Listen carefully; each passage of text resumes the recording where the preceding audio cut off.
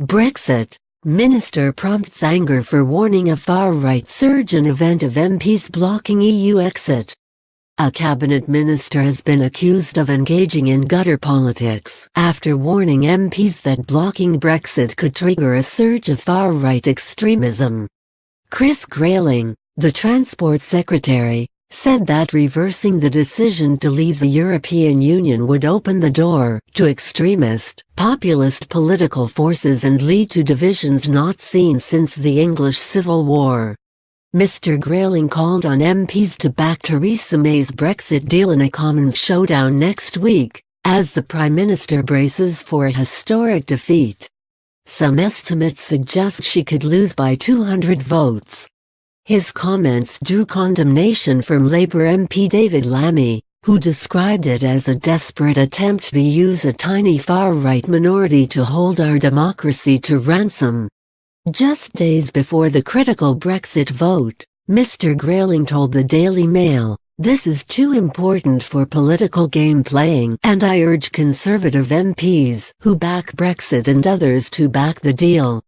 If not, we risk a break with the British tradition of moderate, mainstream politics that goes back to the Restoration in 1660.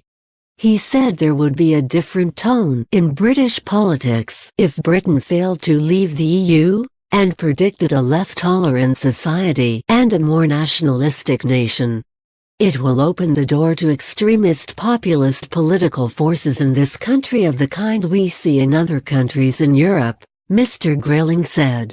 If MPs who represent seats and voted 70% to leave say, "Sorry guys, we're still going to have freedom of movement," they will turn against the political mainstream.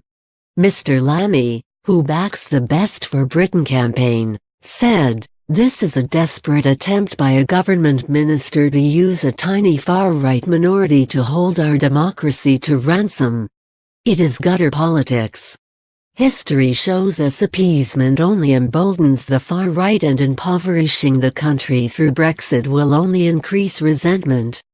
To heal our nation, we need to provide a positive narrative that actually addresses the inequalities that have been allowed to ferment over recent years, rather than follow through with bogus solution that worsens them." Labour veteran Roy Hattersley dismissed the claims as absurd, adding, "I don't think many people would regard Chris Grayling as an expert on these matters."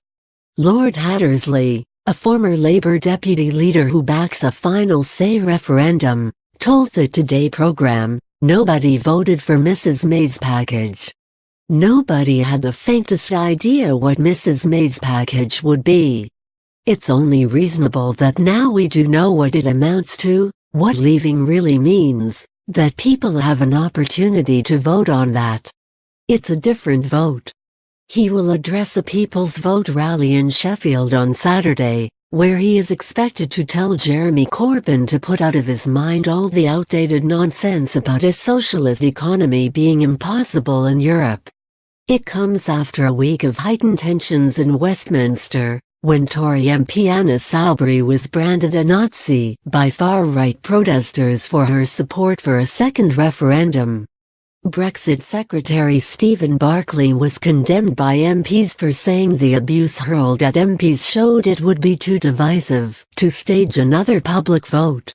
The Independent revealed on Friday that Ms. May's chances of delivering Brexit on the 29th of March are fading fast after senior ministers privately admitted more time is needed even if her deal wins the backing of Parliament.